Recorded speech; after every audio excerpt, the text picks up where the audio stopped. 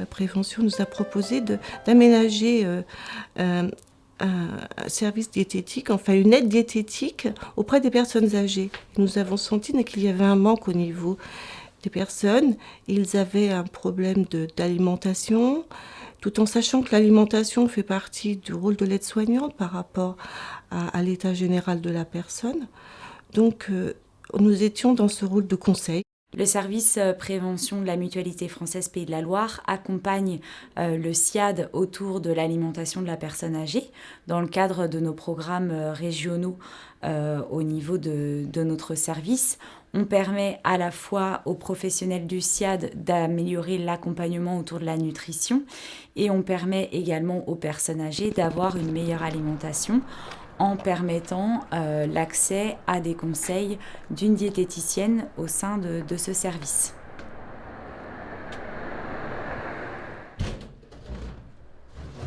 Bonjour madame, je suis Emeline Biraud, la diététicienne envoyée par le SIAD. Bonjour. Donc le SIAD m'a demandé de passer vous voir pour parler des problèmes de déglutition de votre mari.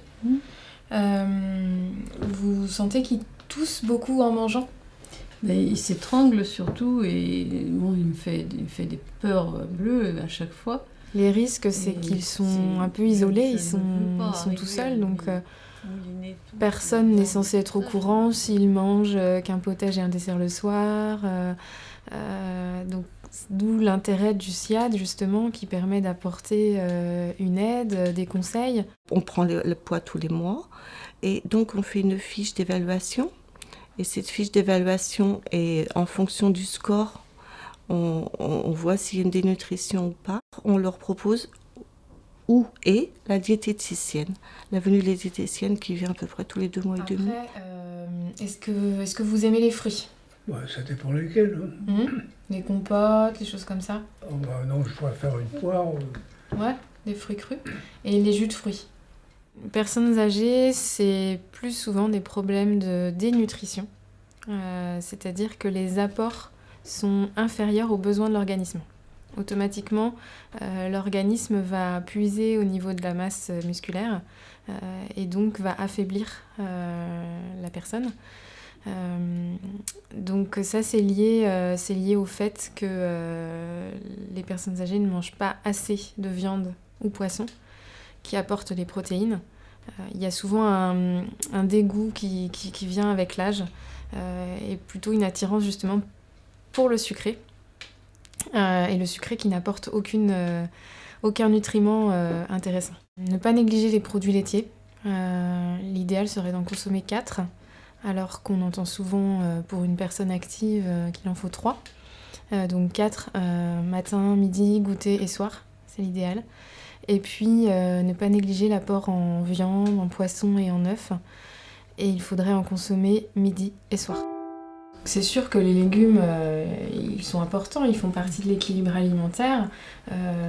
Maintenant, il faut aussi prendre la distance par rapport à tous les discours nutritionnels qu'on peut entendre sur le fait qu'il faut manger des légumes à chaque repas, 5 légumes par jour. C'est pas parce que vous allez pas en manger une journée ou même 2 jours ou sur un repas que ça va être dramatique. L'équilibre, il se fait vraiment sur le long terme. Plus de la semaine en fait.